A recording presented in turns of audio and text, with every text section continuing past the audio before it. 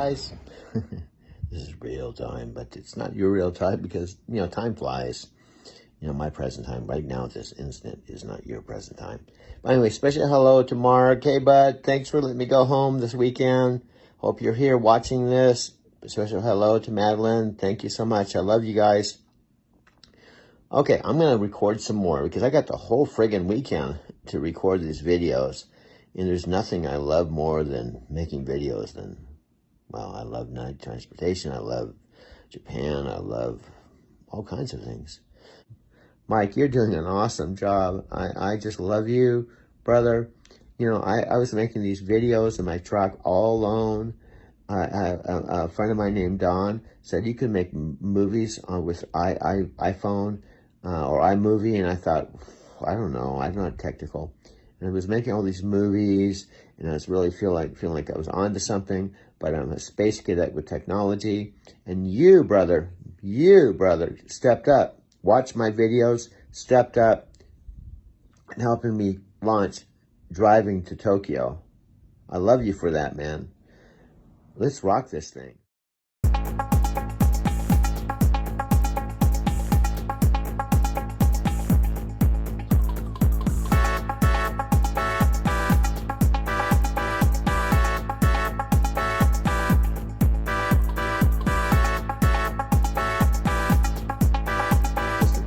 Funny story related to my glasses.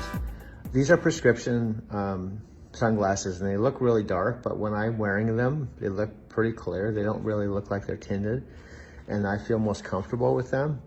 And the funny thing is, I like them because I don't have to worry about where I'm looking with the camera. Like, I have to kind of always wonder, where do I look?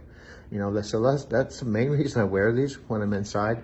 But Michelle, for example, with Video Matrix, when I first started doing my videos in September, she was funny. She sent me this message, and she was like concerned, and she wanted to be tactful. And she said, I hate to pry or be personal, but you're always wearing those dark glasses. And I just wondered if you have anything. She was more or less saying, do you have a drug problem, or are you doing cocaine or something? Because you're always wearing your dark glasses. It's funny, there's a guy named Casey. If you're not familiar with YouTube and content creators, you may not know him, but he always has glasses, and even has a video that says, why am I wearing glasses? And when you see him without his sunglasses, it looks kind of funny, but I'll take mine off.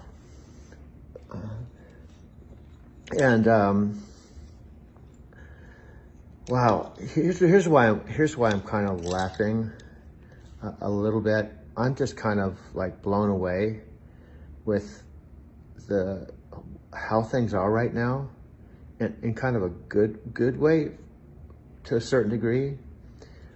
But like when I talk to my mom, it's kind of like, I don't know, I have mixed feelings because my dad, for example, he said, I just hope I could just make it 1 more year, 2 more years. His big thing is just to make it to 90.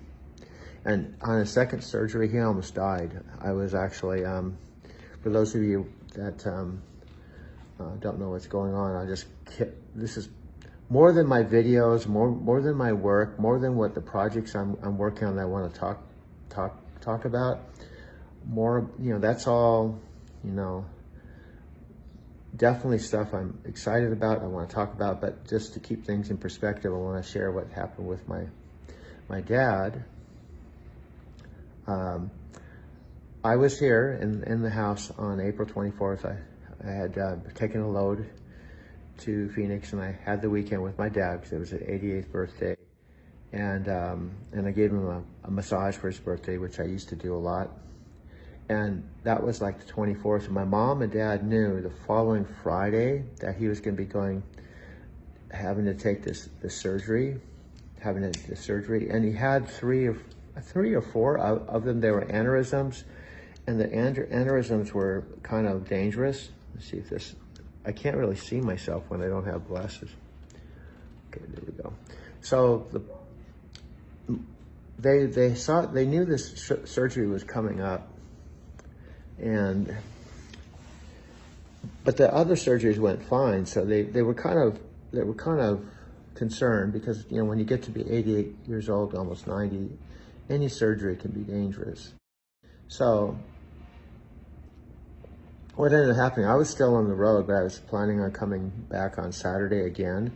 The surgery was Friday. So I was headed back to Phoenix. And my mom called on Friday afternoon of the surgery and said it went really fine. Dad's fine. Went really smooth. And everything seemed okay.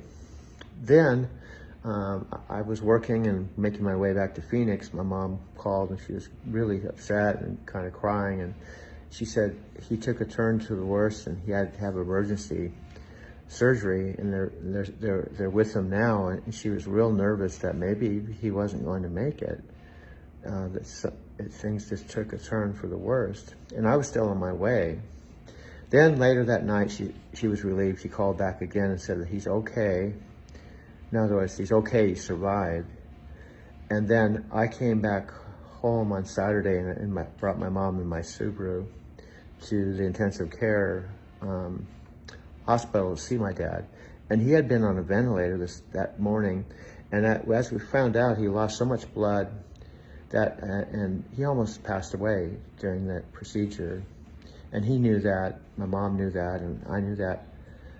So we visited him. But because of all that, he ended up being in the hospital an extra 2 weeks. He's home now. So I'm bringing all this up because it puts things in the proper perspective, and it's kind of delicate because I've talked to my mom and dad about this. I'm almost 70. I'm going to be 68. I'm almost 70. And I said, once you get to a certain age, we're all older. My mom thinks of me as being so much younger. And in many ways, yeah, I've been working 70 hours a week as a truck driver for 12 years. And I'm kind of feel blessed and amazed I'm able to do this. Now my beard's gray, and my teeth are all messed up. When you see me smile when I'm talking, you can see my teeth are messed up. When I first started driving a truck, one by one I had my teeth pulled out until eventually I had like 8 teeth pulled out. And my mom thinks I should have all my teeth pulled out and have dentures. So my teeth are messed up. My beard's gray. There's no getting around it. I'm getting older on the outside. This is the key. I'm getting older on the outside and physically on the physical plane. But as far as the mental plane and my energy level, it kind of blows my mind because I'm not idealistic in thinking this is going to last forever. That I'm going to just live to be 100. I'm going to have all this energy till I'm 100. But I feel blessed that I have the energy I do, and I'm able to do what I'm doing. But at the same time, I'm aware I could have a heart attack, I could have a stroke, I could have a heart attack right now. And so life is very fragile, and I'm very aware that the fact that I've worked really, really, really, really super hard to come to the place I'm at right now. And some really positive things have happened, like going to Japan 5 times in 2 years and spending a total of 6 months there, and having this secure job with night transportation now for 9 years. My only regret that I wasn't like 40 something now, or 35 or 40, because to be honest with you, all through my 20s, through my 30s, all through my 40s, all through my 50s, I didn't really think about my health that much. It was never ever an issue. So that's what I'm trying to lead up to is, I'm completely aware that, my mom and dad, and I've talked to him about this, my dad's talking about this might be the last 2 years of his life. And then once my parents are gone, I'm the oldest son. And, I realize that the clock is ticking. So I'm taking this time really seriously. At the same time, there's so much I want to share, and there's people I'm not even talking to, like Sylvia. I haven't even talked to her for 16 years.